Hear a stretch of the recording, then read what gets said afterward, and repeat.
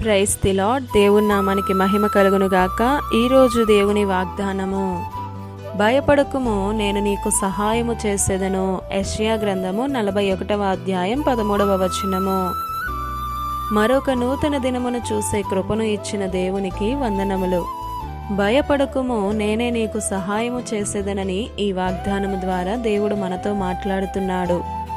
ప్రతి మనిషికి రోజు ఏదో ఒక సహాయం అవసరమవుతూనే ఉంటుంది. అది ఒకసారి మాటే కావచ్చు, ఒక్కోసారి ఆర్థిక సహాయం కావచ్చు, ఒకసారి ఏదైనా ఆలోచన కావచ్చు. ఇలా ఏదో ఒకటి సహాయం అవసరమైనప్పుడు ఈ పరిస్థితిలో నాకు సహాయం ఎలా, ఎవరు తీర్చగలరు అన్న భయం వెంటనే మొదలవుతుంది. ఆ సమయంలోనే నీవు నమ్మిన దేవుడు మహోన్నతుడు, నీకు సహాయము చేయగల సమర్థుడు. ఈరోజు రకరకాల అవసరాలతో చాలామంది కృంగిపోతూనే ఉన్నారు. భయపడకు, ఆయనే నీకైనా నాకైనా మనందరికీ సహాయము చేయగలవాడు.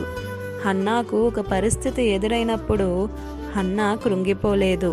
తన అవసరం తీర్చే దేవుడు ఉన్నాడు అని దేవుని సన్నిధికి వెళ్ళి ప్రార్థన చేసింది. దేవుడు ఇచ్చిన గొప్ప కృపను, సహాయమును పొందుకుంది. ఆయన నిన్ను తన అరచేతిలో చెక్కుకున్నాడు. భయమెందుకు? విశ్వాసముతో ప్రార్థించు, ఆయనపై నమ్మకముంచు. అరణ్యములో ఉన్న ఇశ్రాయేలీయులకు దేవుడే కదా సహాయము చేసి నడిపించినది. ఈరోజు ఆ దేవుడే నీకు సహాయము చేస్తాడు. భయపడకు, దిగులు చెందకు.